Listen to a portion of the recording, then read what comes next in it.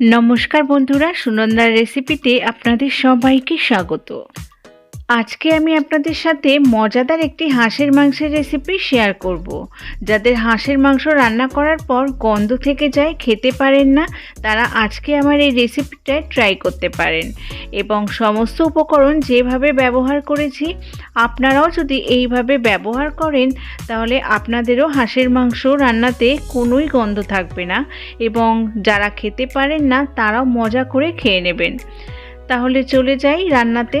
প্রথমেই আমি নিয়েছি 1 টেবিল চামচ ধনে, 1 টেবিল চামচ জিরে, দুটো মিডিয়াম সাইজের পেঁয়াজ, 4 থেকে 5টা কাঁচা লঙ্কা আর 4 থেকে 5টা শুকনো লঙ্কা।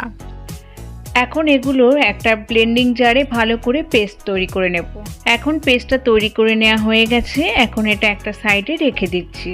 এখানে নিয়েছি 1 টেবিল চামচ আদা বাটা, 1 টেবিল চামচ রসুন বাটা, 3 থেকে 4 চামচ হলুদ গুঁড়ো আর 1 চামচের মতো নিয়েছি গরম মশলার গুঁড়ো। তাছাড়া এখানে নিয়েছি দুটো তেজপাতা, 4টে এলাচ, 5 থেকে 6টা লং আর 3 থেকে 4টে দারচিনি।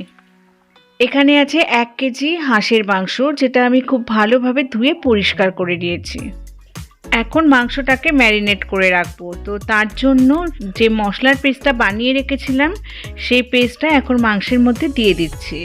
আর দিয়ে দিচ্ছি হলুদ গুঁড়ো, আদা রসুন পেস্ট আর গরম মশলার গুঁড়ো।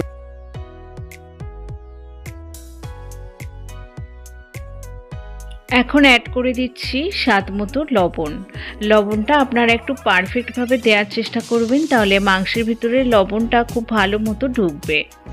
হাঁসের মাংসে ধনে, জিরে আর শুকনো লঙ্কা যদি আপনারা পেস্ট করে দেন তাহলে মাংসের ফ্লেভারটা অনেক ভালো আসবে এবং গ্রেভিটাও কিন্তু খেতে অনেক টেস্টি হবে। এখন এটা খুব ভালোভাবে মাখানো হয়ে গেছে। তো আমি এখন এটা ম্যারিনেশনের জন্য রেখে দেবো 1 ঘন্টার জন্য।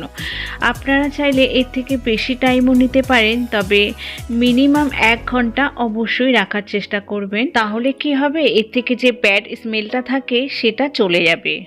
1 ঘন্টা পর একটা কড়াইতে আমি দিয়ে দিচ্ছি 1/4 কাপ পরিমাণ তেল। আমি এখানে সর্ষের তেলটা ব্যবহার করেছি।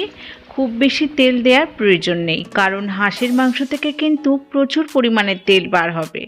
তাই শুরুতেই আপনারা যদি অনেক বেশি কুকিং অয়েল ব্যবহার করেন তাহলে রান্নাটাও কিন্তু অনেক বেশি অয়েলি হয়ে যাবে। তেল গরম হলে তেলের মধ্যে দিয়ে দিচ্ছি গরম মশলা ফোড়ন। তেলের মধ্যে গরম মশলাগুলোকে ফ্রাই করে নিচ্ছি। খুব বেশি ভাজার দরকার নেই, 10 থেকে 15 সেকেন্ড। খুব বেশি ভাজলে মশলা পুড়ে যেতে পারে, আর মশলা পুড়ে গেলে মশলার ফ্লেভারটাও নষ্ট হয়ে যাবে। ভাজা হয়ে গেছে। এখন এর মধ্যে অ্যাড করে দিচ্ছি 1 কাপ পরিমাণ পেঁয়াজ। পেঁয়াজটা বাদামি করে ভেজে নেব। পেঁয়াজটা এখন বাদামি কালার চলে এসেছে। এখন এর মধ্যে ম্যারিনেট করা মাংসটা দিয়ে দিচ্ছি।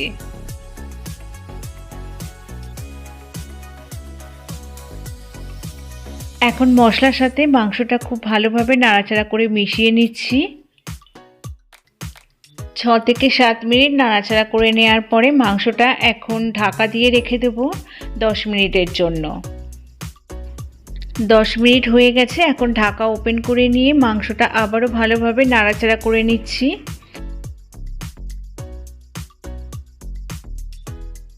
আবারও 2 থেকে 3 মিনিট নাড়াচাড়া করে নেওয়ার পরে ঢাকা দিয়ে আবারও রেখে দেবো 10 মিনিটের জন্য।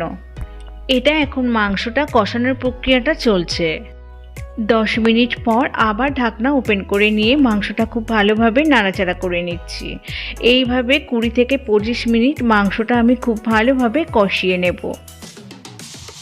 মাংসটা খুব ভালো মতো কষানোর পরে এর মধ্যে অ্যাড করে দিচ্ছি গরম জল। মাংসটা সেদ্ধ করার জন্য অবশ্যই গরম জল ব্যবহার করবেন। মাংসটা সেদ্ধ হওয়ার জন্য যতটা জলের প্রয়োজন আমি এখানে ততটা জল অ্যাড করে দিয়েছি। এখন মিডিয়াম টু লো ফ্লেমে রেখে ঢাকা দিয়ে কিছুক্ষণ হতে দেব। মাংসটা আপনারা যদি লো ফ্লেমে রেখে রান্না করেন তাহলে মাংসের ভিতরে মশলা খুব ভালোভাবে ঢুকবে আর মাংসে কিন্তু গন্ধও করবে না, আর মাংসটাও খুব ভালোভাবে সেদ্ধ হয়ে যাবে। তবে ঢাকনা খুলে মাঝে মাঝেই নেড়ে চেড়ে দিতে হবে। আমার রান্না করা মাংসটা এখন প্রপারলি সেদ্ধ হয়ে গেছে।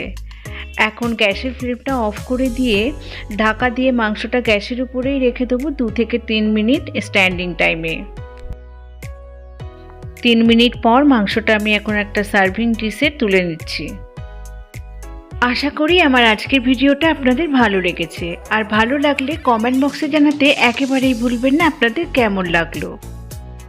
ভিডিওটা যদি আপনারা ফেসবুক থেকে দেখছেন তাহলে পেজটা ফলো করে নেওয়ার অনুরোধ রইল। ইউটিউব থেকে দেখলে চ্যানেলটা সাবস্ক্রাইব করে নেওয়ার অনুরোধ রইল। পাশে থাকা বেল আইকনটা প্রেস করে নেবেন নতুন রেসিপির আপডেট সবার আগে পাওয়ার জন্য।